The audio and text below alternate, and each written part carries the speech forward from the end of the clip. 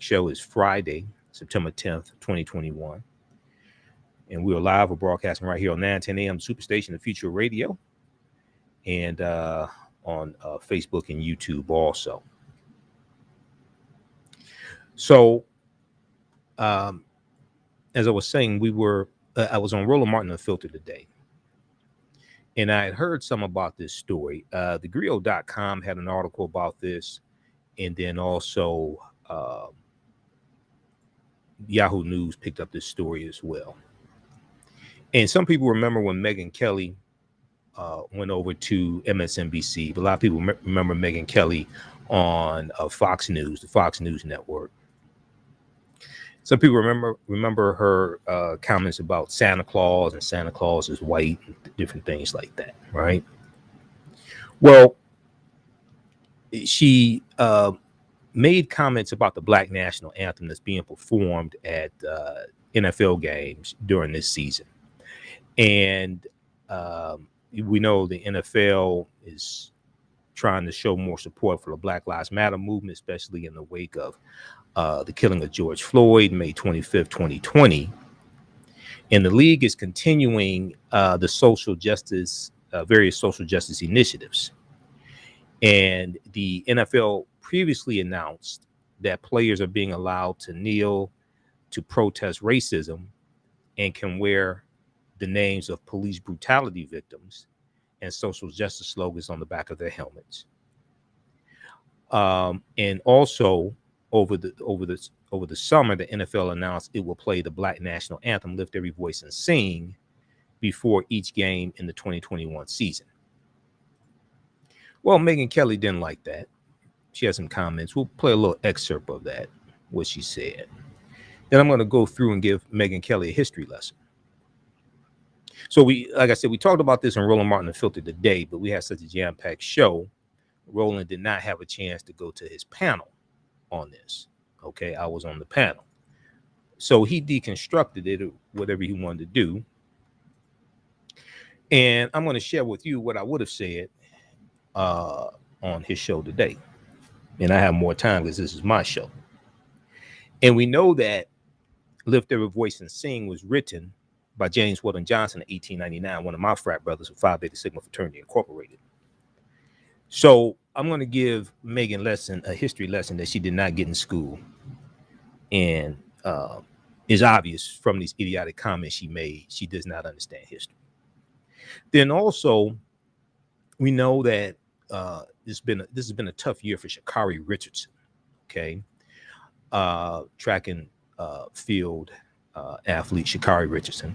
People magazine has an article about Sha'Carri. Some other outlets picked this up also. Sha'Carri Richardson says she's learned so much this year after Team USA suspension. Sha'Carri Richardson says she has learned so much this year after Team USA suspension. So we'll talk about that and what she's learned this year as well. We know her mother passed away right before the Olympics, and right before the Olympic, her tryout for the Olympics. And we know that she qualified for the Olympics, but then was disqualified because she tested positive for marijuana, and it violated the anti-doping policy of the Olympics. And we talked about that here on this show. Okay. We have session 1 of my online course, Ancient Kemet, the Moors, and session 1 of from the Civil Rights Movement from the Civil War to the Civil Rights Movement and Black Power, 1865 to 1968. We have session 1 starting up on Saturday, September 11th. And that's going to be 12 noon to 2 p.m. Eastern Standard Time. Visit our website, AfricanHistoryNetwork.com. You can register for that 10-week online course. And we'll talk some about the content of that course on today's show as well. All right, we do the class live. All the sessions are recorded. You can go back and watch it anytime. And we have it it's regularly $130. We have it discounted to $70 until September 11th. So visit AfricanHistoryNetwork.com. Now, on the African History Network show, we focus on educating, empowering, and inspiring people of African descent throughout the diaspora and around the world. Because right now, it's corrects wrong behavior. What you do for yourself, what you do to yourself, And what you allow other people to do to you and get away with is based upon what you think about yourself. What you think about yourself is based upon what you have been taught about yourself. What you've been taught about yourself is based upon everything you've read, heard, and seen about yourself. So when you control the radius of a man or woman's thoughts, you can control the circumference of his or her actions, because the mind can't do or teach what it doesn't know. Now, we deal with a number of different topics here on the African History Network show. We deal with current events in history, politics, education, economic empowerment, entrepreneurship, relationships, love, sex, health issues, and much, much more. Sign up for our email newsletter. Text the word Kemet, K-E-M-E-T, to 22828. To sign up for our email newsletter, text the word Kemet, K-E-M-E-T, to 22828. To sign up for our email newsletter, also visit our website, AfricanHistoryNetwork.com, AfricanHistoryNetwork.com, and sign up for our email newsletter there as well. Okay, I'm going to jump right into this topic here, and I'll also let you know where I will be speaking on Saturday, September 18th, and also Saturday, I think it's Saturday, September 26th, for the screening of the documentary Happy. All right, so Megyn Kelly used to be on Fox News. Then they moved her over to MSNBC because they wanted to capitalize on, Trump became president by way of the Electoral College, and MSNBC wanted to tap into some of those conservative, tap into some of the conservative market that Fox News has. So they brought Megyn Kelly over to MSNBC. And remember, they brought her over to NBC and MSNBC, both owned by the same company. And remember that it caused a big stir when it happened. And she didn't last long on NBC. Okay, she had a daytime show on NBC. Well, she has a podcast now, and on her podcast, she talked about the new NFL season that's taking place. TheGriot.com has this story. It's picked up by Yahoo News. Also, Mediaite has a story about this as well. Megyn Kelly slams Black National Anthem in rant against NFL. Megyn Kelly slams Black National Anthem in rant against NFL. And then also, if we look at the story here from Mediaite, the name of that story. Let me pull this up here. Megyn Kelly rips NFL for shoving race-based, these are her words, race quote unquote, race-based messaging on fans. She said average Americans don't want the Black National Anthem. She was saying they don't want the Black National Anthem. She doesn't think average fans want the Black National Anthem sung before the White National Anthem. Oh, I'm sorry, the Star Spangled Banner. I call it the White National Anthem because it was written by a white supremacist, Francis Scott Key. All right, so we're going to give Megyn Kelly the history lesson she never got in school. So let's look at what Megyn said. And Megyn Kelly reminds me of a white Candace Owens. I'm sorry, she just does. Just listening to her, she reminds me of a white Candace Owens. Well, if we look at this piece here from Yahoo and the Griot.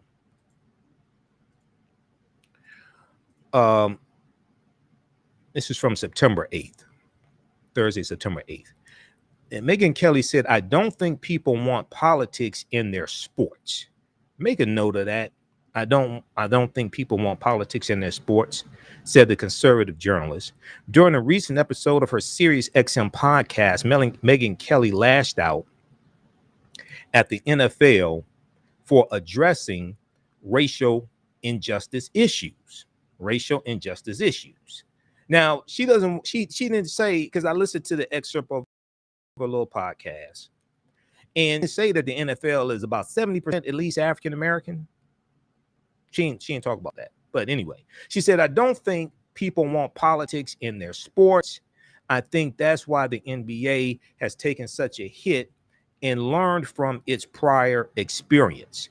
The conservative journalist began, as reported by Mediaite. The NFL doesn't seem to be learning quite as quickly, she said.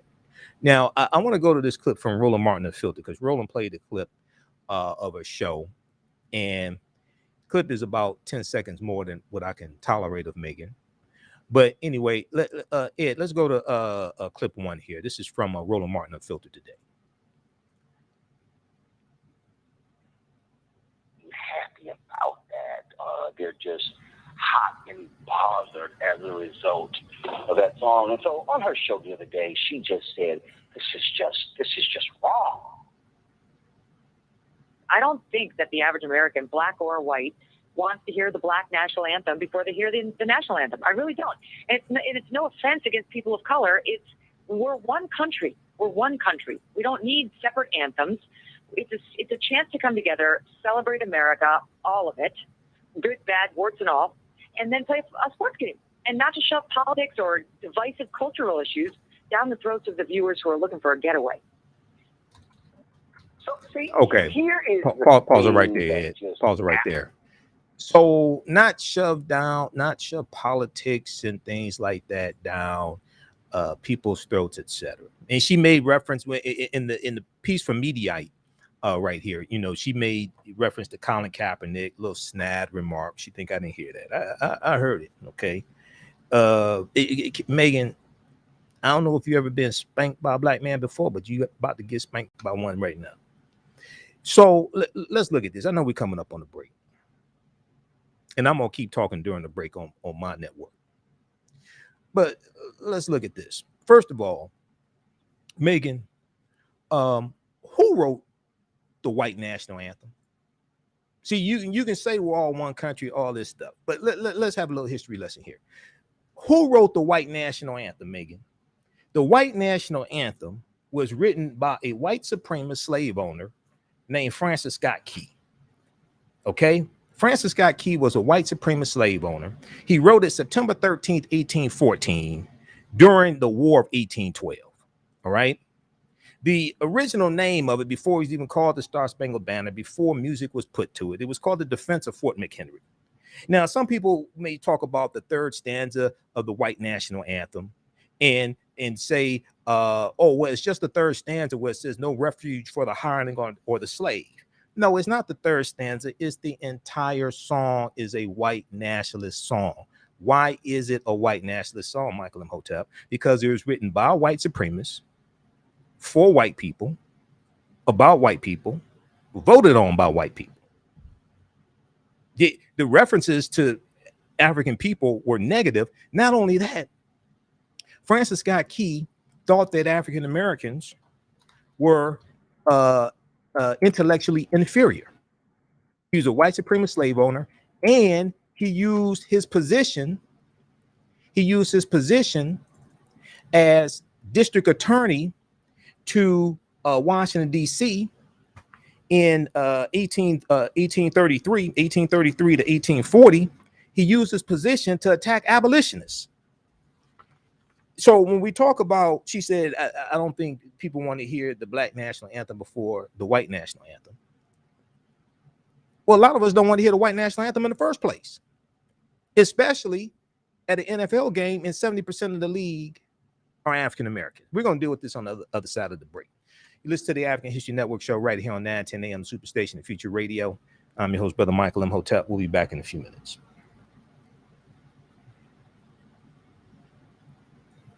Stand by. Stand by.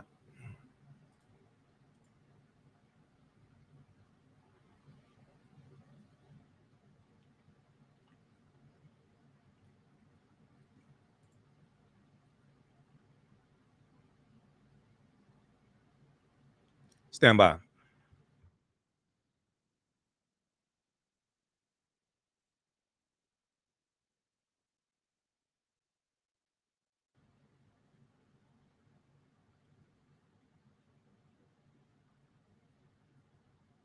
Back for break in 4 minutes. Stand by.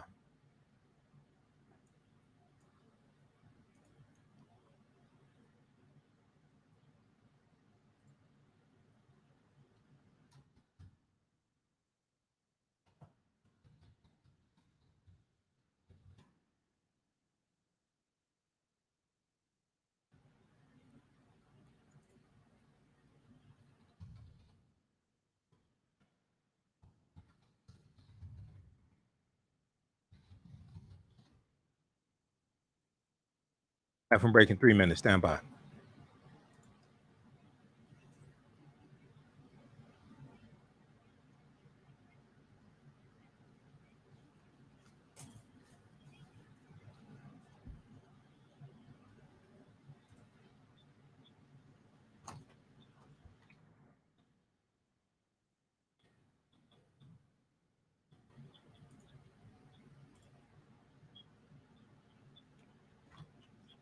And policies that put us in this predicament. It's going to be laws and policies that take us out. You control the radius of a man or woman's thoughts. You can control the compass of his or her actions because the mind can't do or teach what it doesn't know. We have it all on 910 AM Superstation.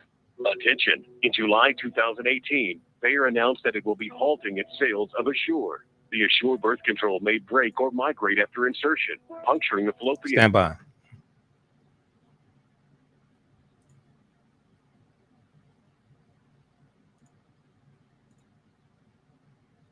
Back from breaking 2 minutes.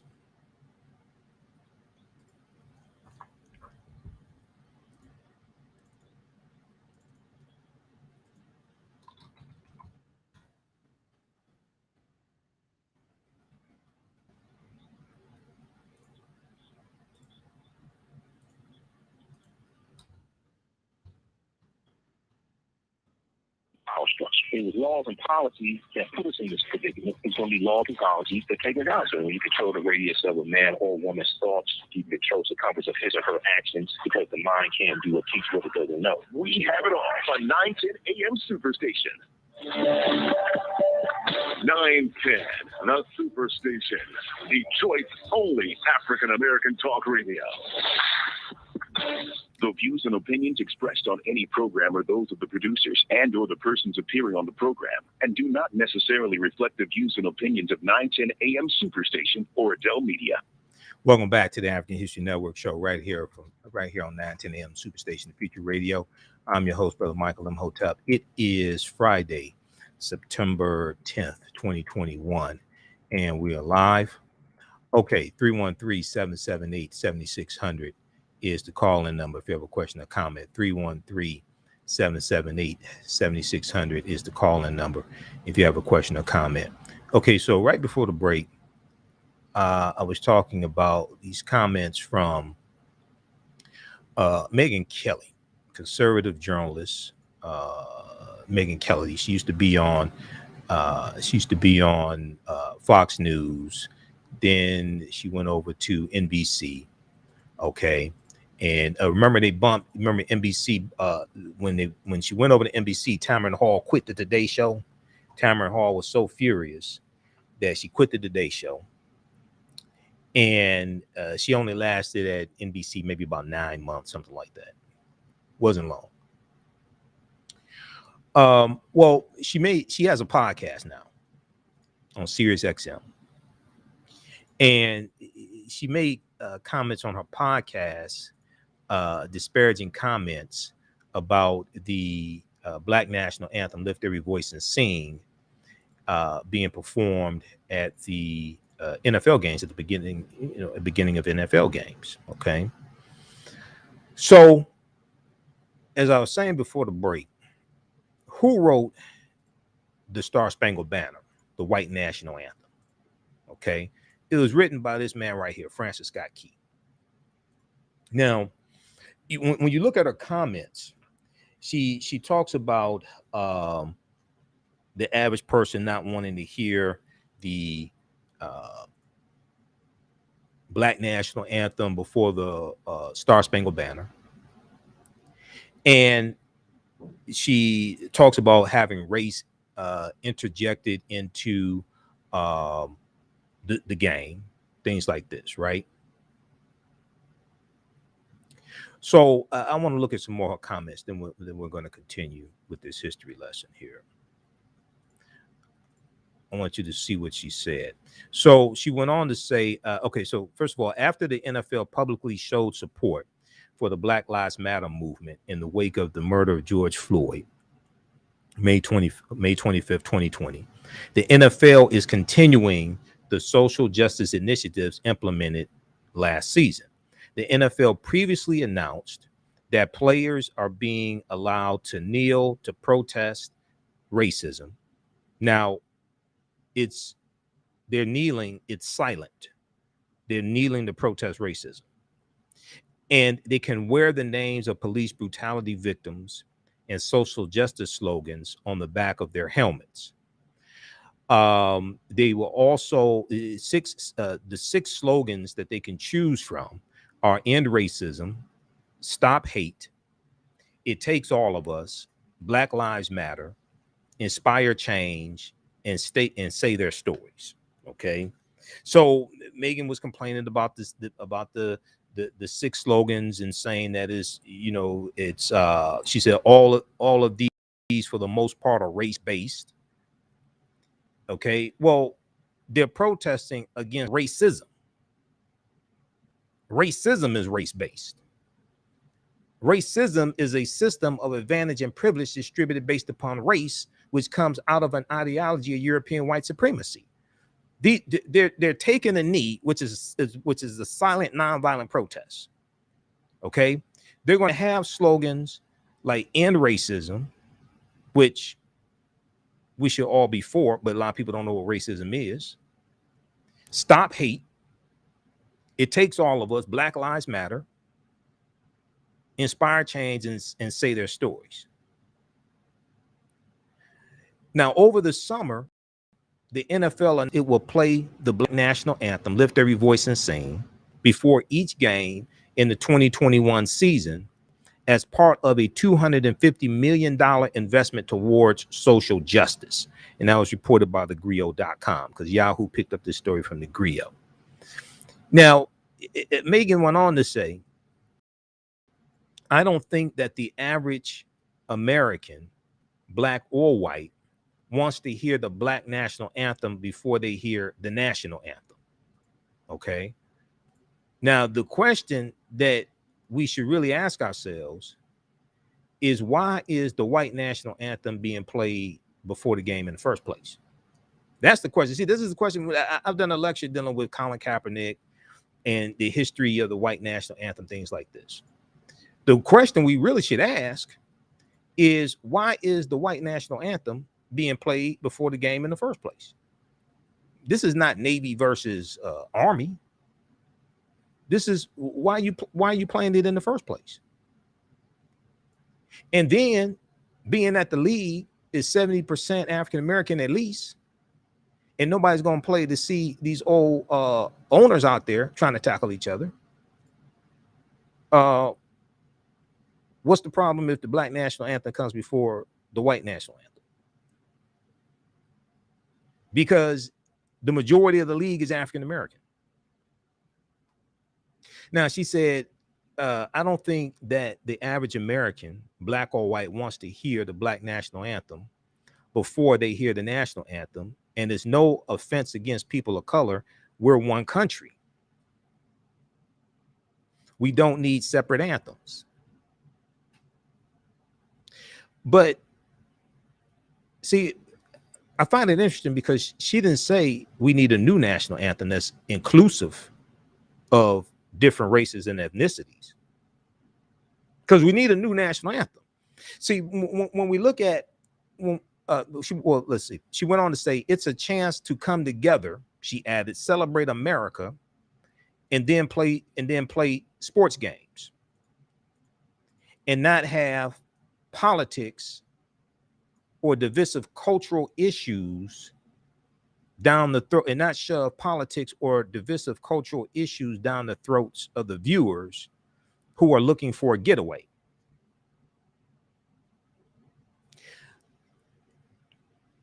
So NFL players silently taking a knee before the game when they're playing the national anthem, that's divisive.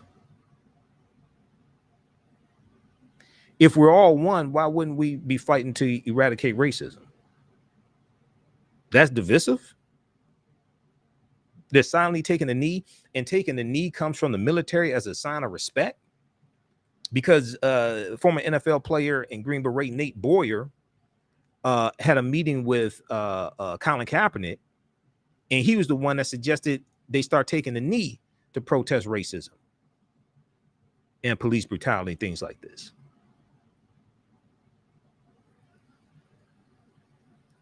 Now, Lift Every Voice and Sing was written by civil rights activist James Weldon Johnson, one of my frat brothers of Phi Beta Sigma Fraternity Incorporated, and the music was composed by his brother Rosamond Johnson. They say 1900 is actually 1899 that he wrote it. Per the NAACP, the song became a rallying cry for African Americans during the civil rights movement of the 1950s and 60s. And James Weldon Johnson was a member of the NAACP. And this song became known as the Black National Anthem in the early 1900s. Now, although it did not happen until the Super Bowl, the NFL considered implementing the song, the Black National Anthem, early as week one during the 2020 season, as early as week one during the 2020 season. Okay. Then Jacksonville Jaguars player Chris Conley, now with the Houston Texans, shared his feelings about it when news first broke last June. Okay, June 2021.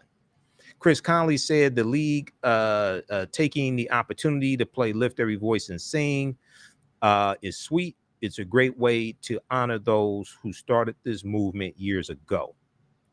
Now, for those who aren't familiar with it, this song seeks to remind us of our past as a country and to strive to be better, Chris Conley continued. It speaks to all of us, not just Black people, even though it became a rallying cry for African Americans in the Jim Crow era. It is a beautiful message birthed from pain. And when you study the origins of the song, okay, and James Weldon Johnson talked about this. He said when he sat down to write it, it was like the ancestors were speaking to him, and like the pain and the feelings, the emotions of the ancestors were basically coming out on paper. So if we look at this piece here from Mediaite, they also go on to say, I'm going to find it here. They also go on to say that most of the time, the viewing audience is not even going to be able to see the performance of the Black National Anthem. So you have to ask the question, well, what's the problem? What's the real problem here? And I don't know how many people listen to her show. I know she has a big following. Millions of people, the conservative people follow and watch Fox News and things like this. But when you read this, it says that most of the time it's going to be played, and oftentimes the national anthem is played before they really start broadcasting it on TV, so a lot of people don't see it. NFL TV partners typically only air the national anthem ahead of special events such as the Super Bowl or the season's kickoff game. At-home viewers are unlikely to see either national anthem performed during most regular season weeks of the NFL, meaning the league's decision bears almost no impact on the product being delivered to audiences. So you have to ask yourself, well, what's really behind all this? What is she upset about? And when she talks about divisive issues shoved in our face, the real, what's really sad is that NFL players have to protest against racism and police brutality. Because I find it interesting how people who take offense to NFL players or NBA players protesting against police brutality and racism, notice the people who do the criticizing don't talk about solving racism and police brutality. They just don't like people talking about it and reminding them about it. Usually they don't want to do anything to solve the problem.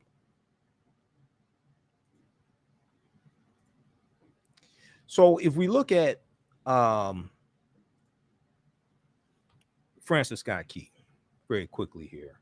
And let me pull this up here from history.com. I have my notes here because I've done an entire lecture on this. But I think let me see, which one is this in? Okay. Well, let's do it like this. Let me go back and pull up this picture of Francis Scott Key. So he was a white supremacist slave owner from Maryland. And he was an attorney also. He thought that African people were mentally inferior. And he used his position as U.S. district attorney to Washington, D.C. from 1833 to 1840 to defend slavery. He attacked the abolitionist movement in several high-profile cases. He attacked the abolitionist movement in several high-profile cases. But there was one instance where he tried to have a white abolitionist named Reuben Crandall. He tried to have Reuben Crandall hung, executed. And Reuben Crandall, it was because Reuben Crandall was caught with abolitionist literature. And he tried to have Reuben Crandall executed. There's an article from SmithsonianMag.com called "Where's the Debate on Francis Scott Key's Slaveholding Legacy?" Where's the debate on Francis Scott Key's slaveholding legacy? Okay, we're going to pull this up. Because when you research this guy, you have to ask the question, well, because I asked the question, why are they playing the white national anthem before NFL or Major League Baseball, any of these games, to be honest with you? Because you don't want to interject politics. What do you think the song is, if you understand the history of it? He wrote the song September 13th, 1814. He wrote the lyrics. It started out as a poem. September 13th, 1814, during the War of 1812, which is against Great Britain. If we look at this article here quickly from Smithsonian Mag,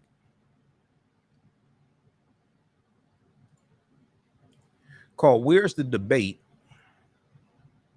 Let me pull this up here. Where's the debate on Francis Scott Key's slaveholding legacy?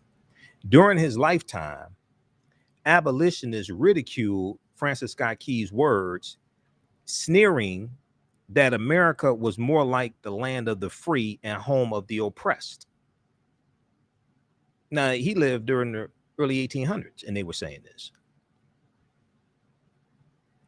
If we go, is a certain part I want to go to here. They talk about Reuben Crandall. Just a second, let me find this part here. Here's another picture of Francis Scott Key. Francis Scott Key, a slave-holding lawyer from an old Maryland plantation family, wrote the song that would be in 1931 become the national anthem and proclaim our nation, quote, the land of the free, end quote. Now, when he wrote the land of the free, you had enslaved Africans here, and he owned some of them. So you have to ask the question, free for who?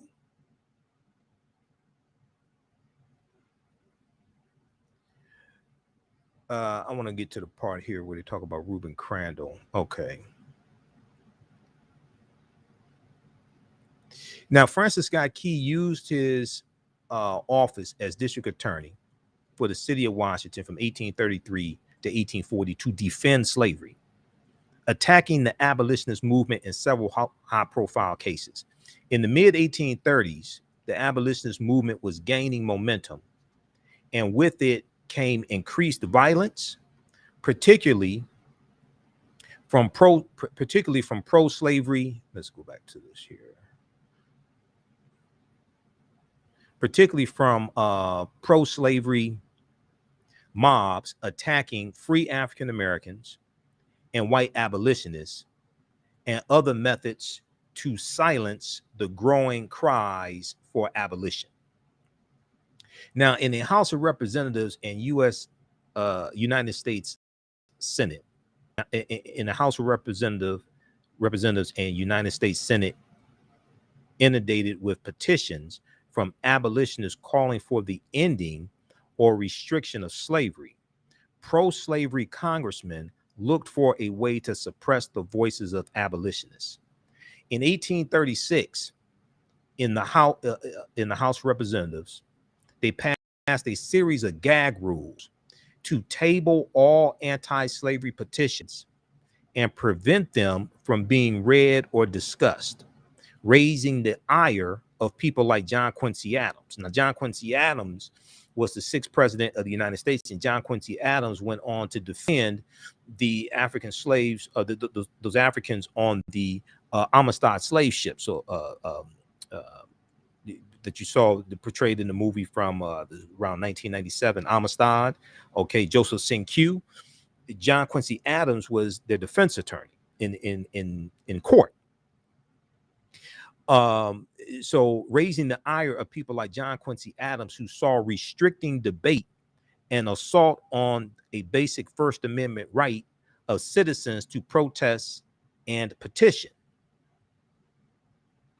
In the same year, shortly after a race rioting in DC, when an angry white mob set upon a well-known free black restaurant owner, Francis Scott Key likewise sought to crack down on the free speech of abolitionists he believes were riling things up in the city.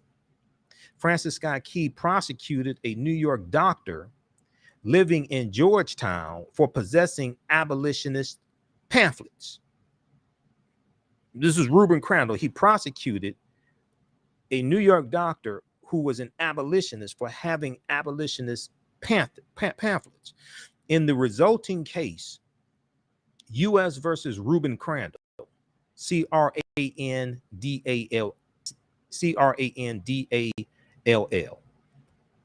In the resulting case, U.S. versus Reuben Crandall, Francis Scott Key made national headlines by asking whether the property rights of slaveholders outweighed the free speech rights of those arguing for slavery's abolishment. Francis Scott Key hoped to silence abolitionists who he charged wished to, quote, associate and amalgamate with the Negro, end quote. This is the guy that wrote the White National Anthem.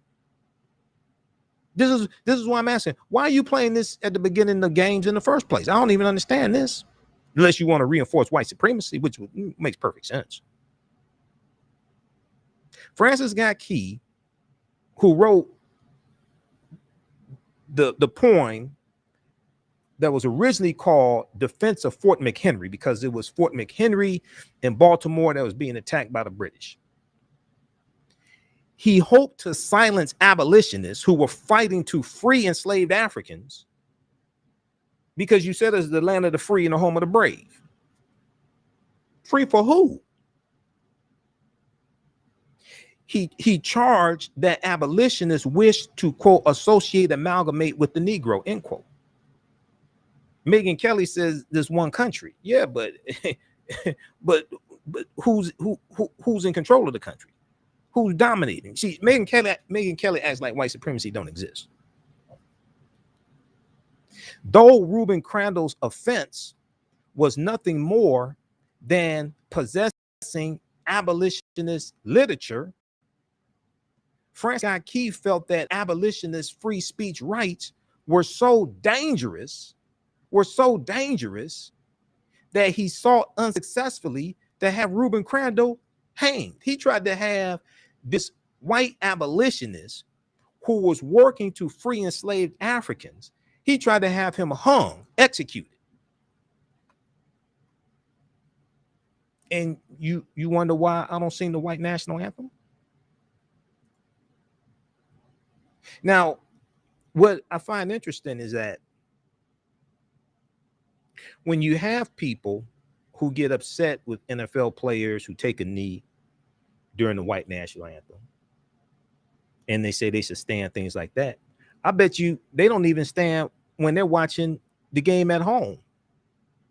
And if it comes on and they play it, I bet you they don't stand up in their living room, get up off their sofa or out their lazy boy and stand up. When they're at sports bars, usually they don't get up and stand up when it's being played. So you just want the employees to stand up for it. That's what it sounds like. You just want the employees to stand up for it. Read this article here from, I've got a ton of them. This is just a short version. I've done an entire lecture on Francis Scott Key in the White National Anthem. Where's the debate on Francis Scott Key's slaveholding legacy? This is from Smithsonian Mag, Smithsonian Institute, smithsonianmag.com, July 1st, 2016. Okay. So now Megyn said that they, we don't want divisive things. How does she put it? We don't want divisive issues in the game, things like this, right? Don't want politics in the game, etc. But you don't say that when they have like Veterans Day, appreciate the veterans, or when they have military displays. You don't say that then. When they have military displays at the game.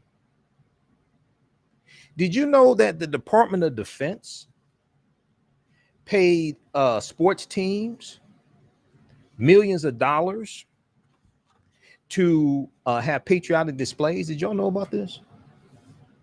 I talked about it before. There was an article from the Washington Post that deals with this. And they paid sports teams, sports teams got a total of millions of dollars over the course of time to do this. And let me find it. I'm going to pull this up here from the Washington Post. Okay. Because I find it interesting that people that take offense to things like this, they don't talk about patriotic displays. They never mention that. Okay. Okay. This one right here. At least 50 teams were paid by the Department of Defense for patriotic displays. This is from the Washington Post. How many people knew about this?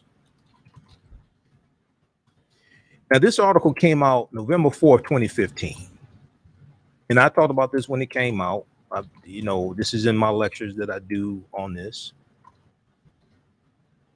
They paid NFL teams, soccer teams, NASCAR, of course, NASCAR. At least 50 teams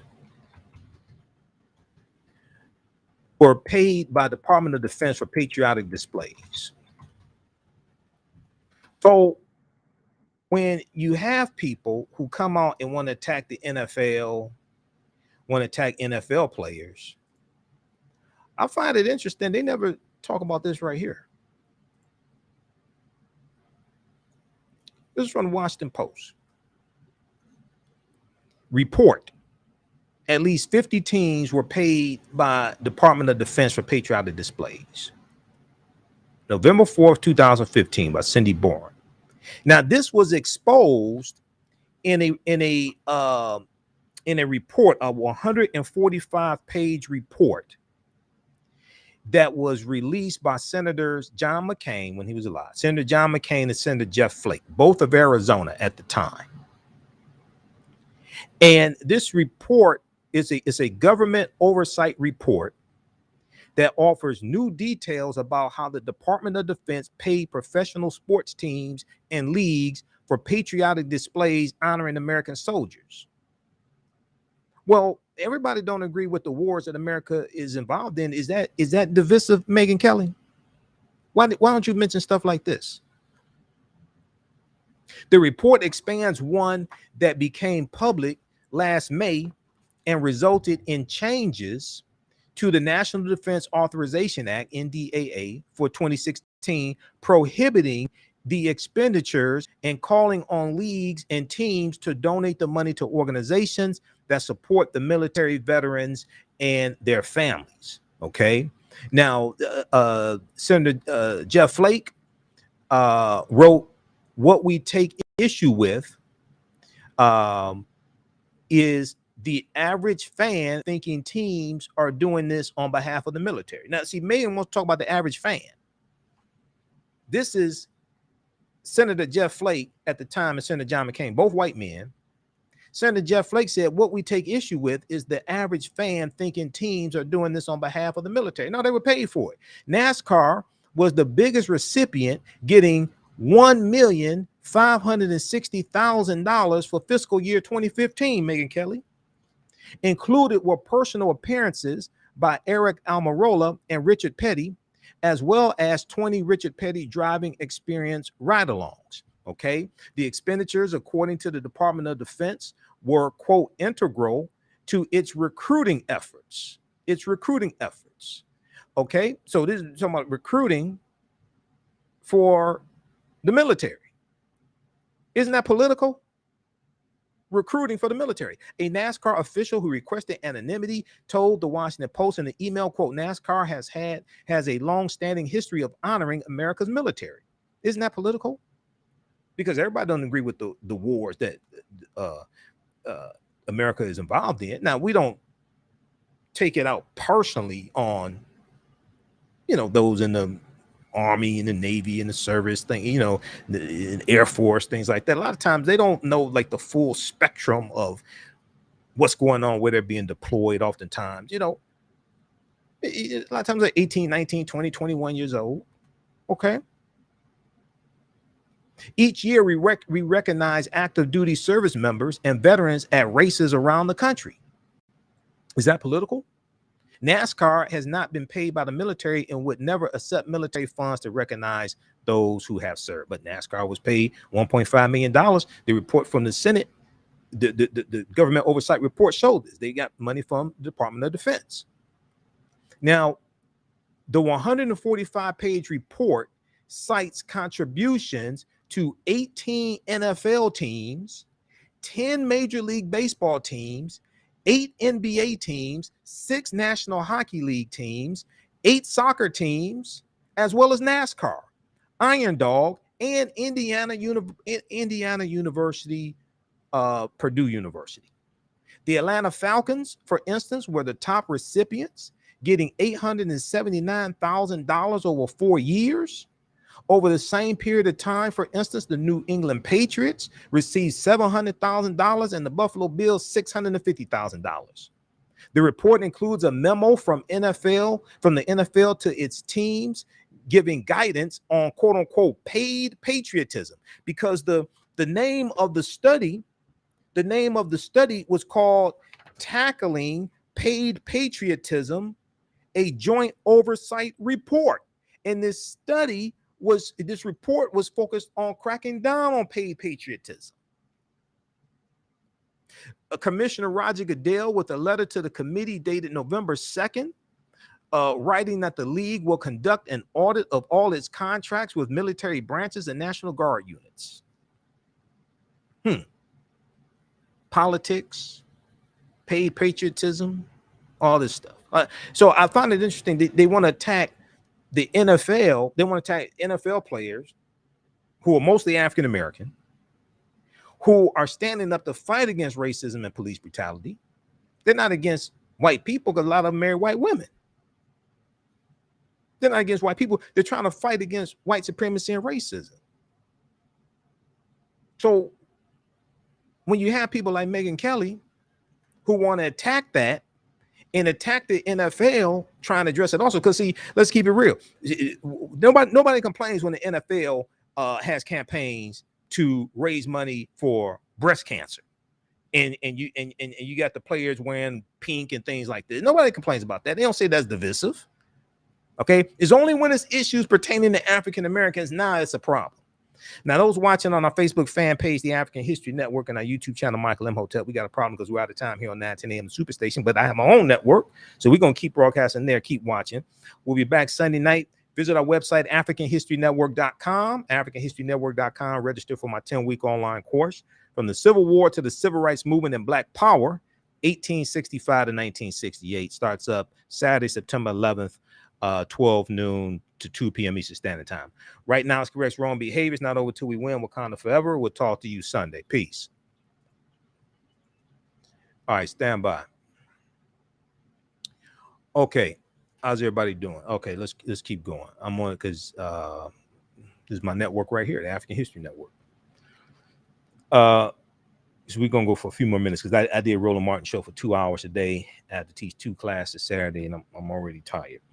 Okay, who still needs to register for the new 10-week online course we have starting up on Saturday, September 11th, 2021, 12 noon to 2 p.m. Eastern Standard Time, from the Civil War to the Civil Rights Movement and Black Power, 1865 to 1968.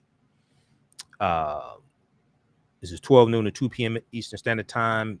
Each class, we go through and analyze an approximately 10-year period of history to see what happened to us after the Civil War ends, after the 13th Amendment.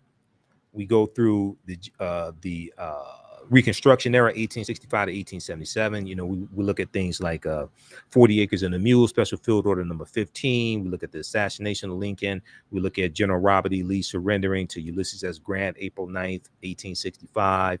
We look at the 13th Amendment. We go through and look and see what happened to us after slavery ends. The presidential election of 1876, Compromise of 1877, which ends Reconstruction. We go through the Jim Crow era, World War I, World War II, Civil Rights Movement, and Black Power Movement. Okay. So the class is regularly $130. It's on sale for a limited time only for $70. And it's on sale for $70 until September 11th. We're going to post a link here. You can register for it now. There's bonus content that you can start watching as soon as you register, and you get 6 bonus lectures from me, one including my lecture dealing with 2.5-hour lecture I did dealing with the real history of Juneteenth. Okay, the real history of Juneteenth. So now we do the class live. I do a PowerPoint presentation. We have book references, articles, video clips. All the sessions are recorded. They're archived. You can watch them anytime, even next year. You can go back and watch the full 10 classes over and over, whatever you want to do. You can ask questions in the class. We have a live text chat. Now you can see me, I can't see you. We have a live text chat, and we can ask questions also. You can email me questions as well. All right. So we have this class starting up. And then the other class that I teach is Ancient Kemet, the Moors, and the Ma'afa, Understanding the Transatlantic Slave Trade, what they didn't teach you in school. This starts up Sunday, September 12th, 12 noon to 2 p.m. Eastern Standard Time. And this class, we deal with thousands of years of history and what leads up to the transatlantic slave trade taking place. This class is the same price. And from the Civil War to the Civil Rights Movement, this class picks up where Understanding the Transatlantic Slave Trade leaves off. Okay, because there's so much information, I couldn't get all of it into the 10-week course. So I created this second 10-week course so we could go through and really analyze this and better understand what happened to us after slavery ended and the laws and policies put in place to put us in the predicament we're in now. So we better understand where we need to go from here. Okay, so check out these articles here dealing with Megyn Kelly's idiotic comments. And she really shows she has no understanding of history when she makes comments like this also. This one here from Mediaite, Megyn Kelly rips NFL for shoving race-based messaging on fans. Average Americans don't want the Black National Anthem. She was saying what she was saying was they don't want it sung before the White National Anthem. I would ask, why is the White National Anthem being played at sporting events in the first place? All right, very quickly here. So Sha'Carri Richardson, there was a piece I saw from people.com, People Magazine, and we'll talk about this in just a second, dealing with Sha'Carri Richardson and talking about what she's learned this year. Okay, qualifying for the Olympics and being disqualified because of violating the U.S. anti-doping policy, different things like that. Okay. Also, if you like this type of information, you can support the African History Network, $ the AHN show through Cash App, $ the AHN show through Cash App, also through PayPal, paypal.me/the AHN show, paypal.me/the AHN show, and at our website, AfricanHistoryNetwork.com. Click on the yellow donate button. Okay. This is our official Cash App account, $ the AHN show, through Cash App.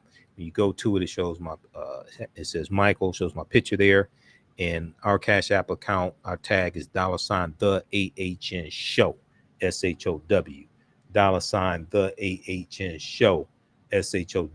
Okay.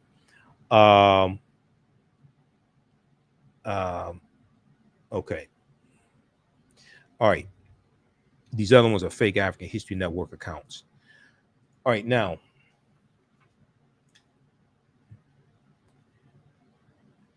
Let's look at this story here about Sha'Carri Richardson.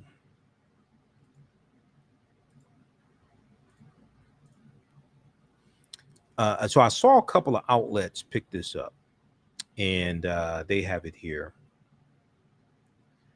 from people.com, dealing with Sha'Carri Richardson.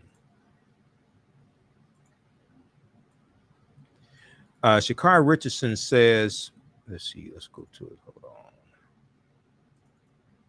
Okay. Sha'Carri Richardson says she's learned a lot this year. She's learned so much this year after Team USA suspension.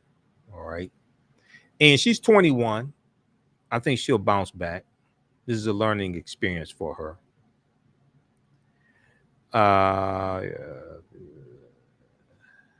Okay. This is a learning experience for her. The 21-year-old track star reflected on her ability to stay strong through a tough year. Now, Sha'Carri Richardson has had a year filled with a lot of personal growth. The 21-year-old track star did some reflecting on social media on Sunday, letting her followers know she's proud of how far she's come. Okay. Letting her followers know she's proud of how far she's come. We remember her, her mother died. She found out her biological mother died. And this was right before right before she did the trials for the Olympics, and then she got disqualified. I think that was right before the trials for the Olympics. Richardson began her sentiments with a lengthy Instagram story post by sharing a quote, "There is a past version of you that is so proud of how far you've come. There is a past version of you that is so proud of how far you've come." She then shared a photo of herself and wrote, quote, "Learned so much this year, lose so much this year, but not one time did I break, baby. Learned so much this year, lose so much this year, but not one time did I break, baby. 21 and coming hard till I'm done." Okay. So this is one of the posts she did. And okay. Yeah, she said, "Learn so much this year, lose so much this year, but not one time did I break, baby." All right, now. So the sprinter continued by sharing a series of photos of herself with those close to her. And she talked about how she's grounded by her family and there's her support network. She wrote tributes to each loved one and further recounted her many milestones. This is another picture of her as well. Now, I think she looks better with her hair black than all these other colors. Okay. It's just me. All right. But I think she looked better with her hair black. She said, I thank y'all for teaching me. I thank y'all for teaching me the strength I never knew I had. I thank y'all for teaching me the strength I never knew I had. I thank you for teaching me my value before I even knew it existed. I thank y'all for teaching me to live my truth yet understand my future. I thank you for teaching me not to want for anything and to work for everything. She said alongside each photo.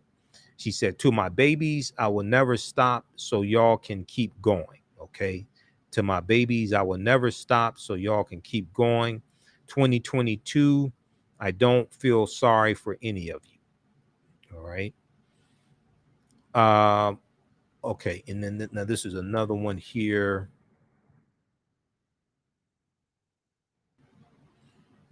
Okay. Another post that she did. Now, Sha'Carri has continued to keep a positive attitude over the past few months while in the spotlight. Okay. Last month, she made her first appearance on the track at the 2021 Prefontaine Classic after being suspended from Team USA over a positive marijuana test earlier this summer. All right, let me pull up a picture here. A second here. Okay. Now, a lot of people remember she came in 9th place. Now, there was a race that she just ran where she came in. There's one where she came in 4th because we know the season is winding down. So I think next year, I think there's probably she's probably suffering from a lot of pressure and really trying to prove herself. And just for people who don't follow track and field, she just comes out of nowhere. And she's in the headlines, she's trending on social media, things like this. The Today Show did the interview with her that went viral. So it's a lot of pressure on her.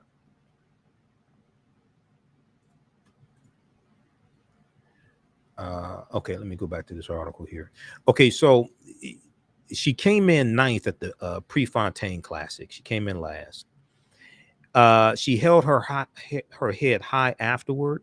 She said, coming out today, it was a great return back to the sport. I wanted to be able to come and perform, having a month off, dealing with all that I was dealing with. End quote. She told reporters. She said, I'm not upset at myself at all. I'm not upset at myself at all. This one race, I'm not done. Okay, this is one race, I'm not done. End quote.